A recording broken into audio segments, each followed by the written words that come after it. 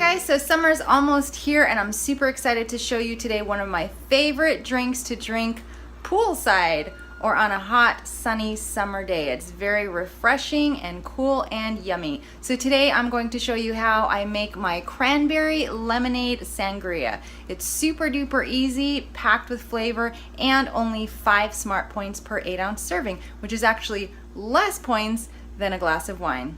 Let me show you how it's done. Here are all the ingredients we're going to need for our cranberry lemon sangria. First of all, the base. The base for the sangria is, of course, red wine. You could actually use white wine in this recipe as well, and it would taste just as good.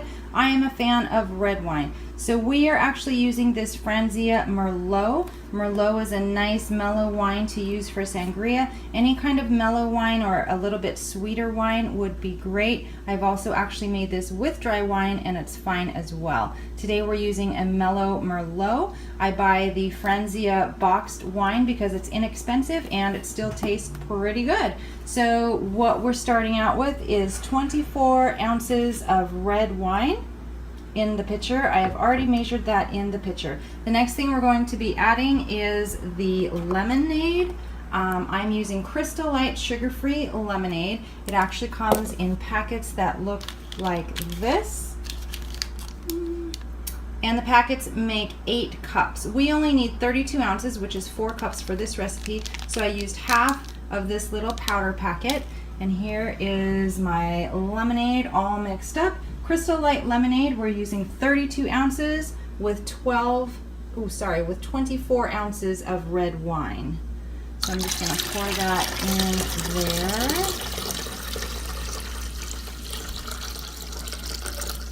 This is really so easy. Okay, the next ingredient is rum. I'm using a very basic generic gold rum. You want to use gold rum for red wine. If you're making a white wine sangria, you would want to, of course, use white rum. So we're using just 8 ounces of gold rum in the red wine lemonade mixture. Dump that in. And that is essentially all of our liquid ingredients except for the champagne. Okay, I will show you the champagne momentarily because it's actually the last ingredient. So now we're going to do the cranberry lemon portion of the sangria. I have sliced as thinly as possible a regular lemon. We are lucky enough to get these huge lemons from Eddie's mother's tree in her yard. So I used one of these large lemons, sliced it up, and we're just going to add that to the sangria directly inside. This is going to be best if it chills for at least 4 hours.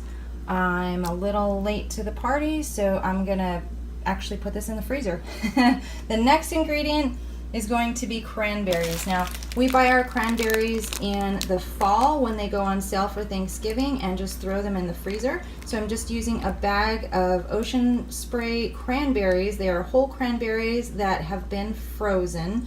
I love cranberries because I love the tartness of the cranberry with something sweet, like the sweet sangria or like in a sweet baked good. I also love cranberries with meat, like a cranberry sauce on meat, of course. So I love cranberries. So first of all, we're going to use a half cup of cranberries that I have muddled together. I actually just smashed these with a fork.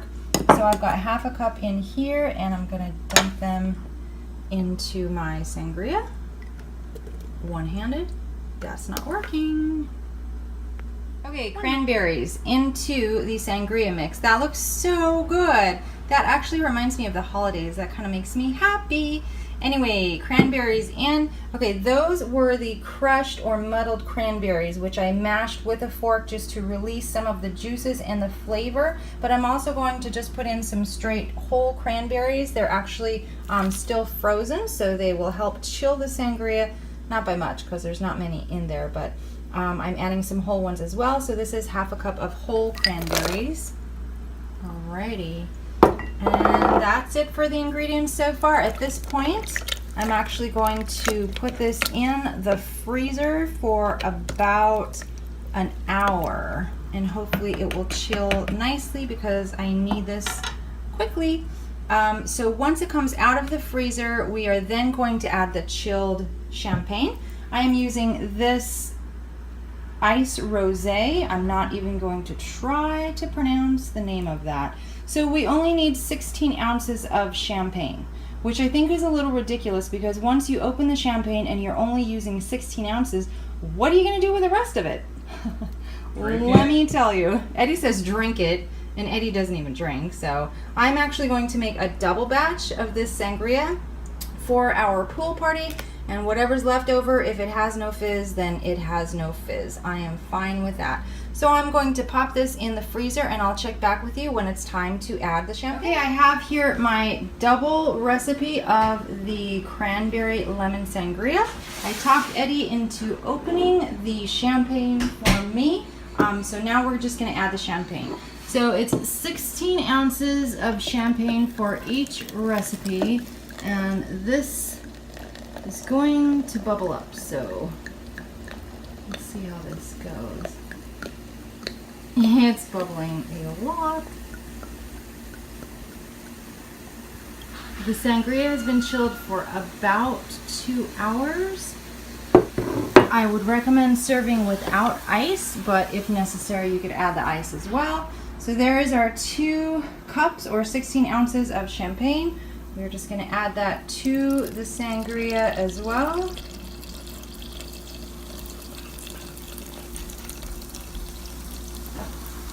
That looks good.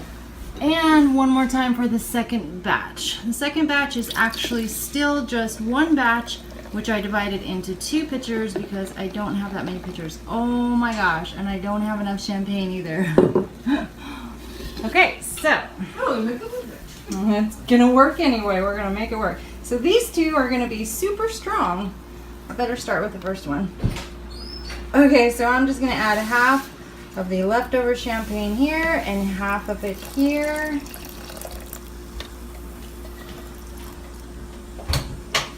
And that's all we get. So give it a quick stir and this stuff is ready to go. Hey guys, here's my finished beautiful and yummy cranberry lemon sangria. I have it in a plastic cup because you never want glass at the poolside. Remember that. Enjoy your sangria. Cheers.